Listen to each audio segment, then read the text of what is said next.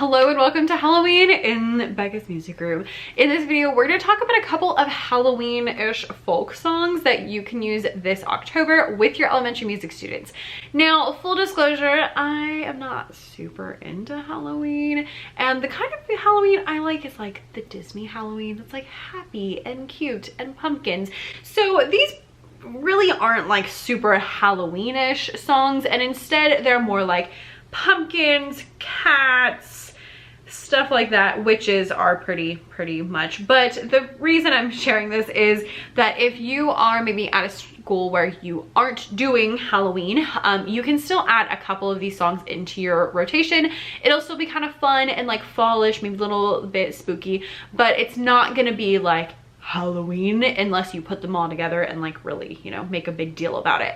I usually use a lot of these and I just don't mention Halloween at all, and so some of the kids will be like, oh, it's kind of like Halloween, like we had pumpkins and cats and stuff, but a lot of times they just don't even notice because I just don't make a big deal about it. So if you're not into Halloween, that's great. If you are into Halloween, I will link more videos about like Halloween activities that are, you know, not super Halloween. Again, they're like candy, pumpkins, that kind of stuff, that I will link down below in the description if you're looking for more stuff, including one of my favorite things to do right after Halloween is candy rhythm, so I'll link that video down below as well. Anyway, all of that to say, let's hop right on in.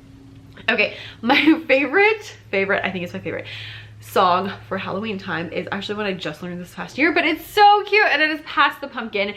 This song I literally used with 1st through 4th grade last year because my 4th graders have this like weird obsession with hot potato, and so they just like, that's the game they want to play all the time.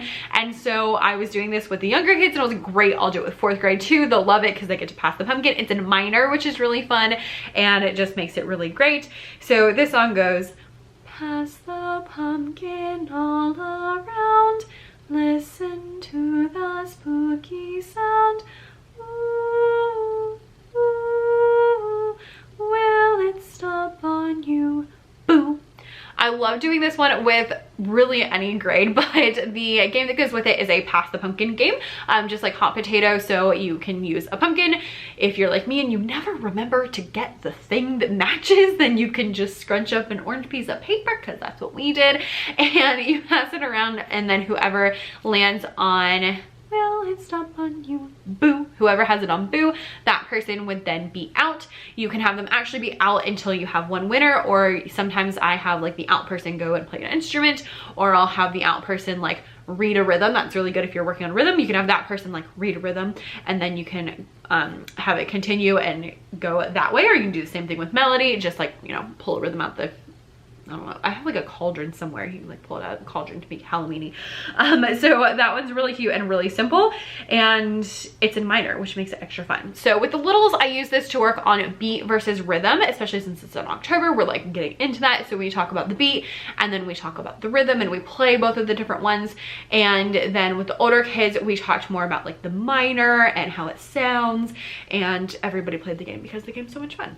I have a whole lesson pack on TBT for this game to share like all of the lyrics, the beat versus rhythm stuff, how to play the game, and just all the things you need for all the visuals. So I will link that down below in the description that you can grab. I will also mention that it's really fun to play this on xylophones with the older kids because it is in minor, so it just makes it a little more fun. All right, next up is Naughty Kitty Cat. So again, not like super Halloweenish, but there, I was looking, I swear I know a song about a black cat, but I could not find it, so we're going with Naughty Kitty Cat instead. This song goes, naughty kitty cat, you are very fat, you have butter on your whiskers, naughty kitty cat.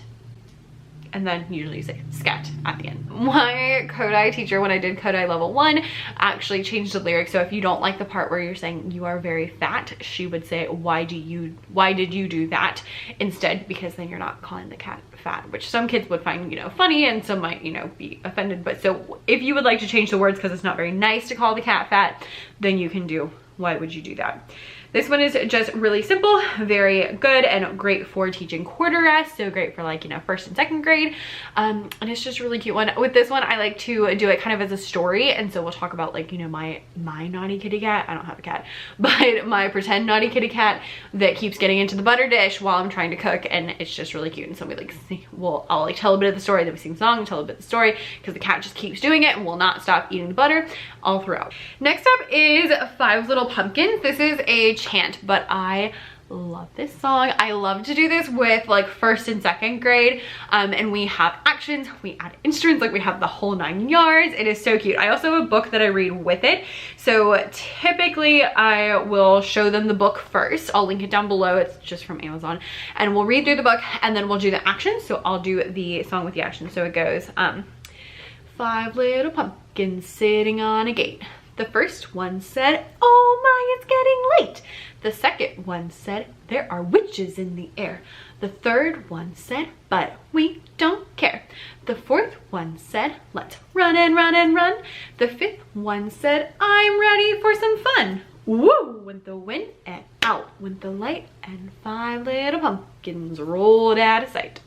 So we do the book first, and then I'll teach them the actions. We'll do the actions a couple of times, and then typically on a separate day, then we'll come back and add the instruments. So I just add a couple of different instruments. We use the wind chimes at the beginning and the end to just be like, you know, creepy wind. And then when it says woo with the wind chimes go. Then we have temple blocks where that play on 5 little pumpkins sitting on a gate, and then 5 little pumpkins rolled out of sight, and they just play along with the words. And then I have 5 kids having hand drums, and they play on their own turn and then on Out Went the Light. So if you're the first pumpkin, then you only play on the first one said, "Oh my, it's getting late," and then you wait, and then it's the second pumpkin's turn, and so on and so forth. So you get 7 kids up in the front playing at one time, and then when those 7 are done, I have 7 others come up, and it's really cute, really simple, a good way to get exposure to some instruments you maybe don't use a lot, because we don't use the chimes or the temple blocks a lot, and so just a really fun little like soundscape situation. Oh, and I forgot, on the hand drums we also use our fingernails at the beginning to make like our creepy wind, because it's just fun. So there's that. The next one is probably the most Halloweenish one, but it's also really, really fun, and that song is Witch Witch. This is a Sew Me song, which is perfect when you are working on Sew Me. So last year I used it to introduce Sew and Me to my 2nd graders, and we played this song and they loved it. So this one goes, "Witch, witch, fell in a ditch, picked up a penny and thought she was rich. Are you my children? Yes, we're your children. Are you my children?"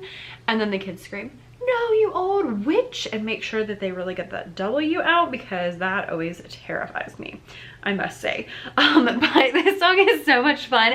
I have a whole lesson pack on TBT for this one too, and the way I like to teach this is I have like some little graphics with the words at the beginning, and so it just has like a couple of different parts where you can see the different things, and then especially like that 4 where it says, "Are you my children? Yes, we're your children," because you can see the speech bubbles, so you can see, oh, the witch is saying one part and the children are saying another part.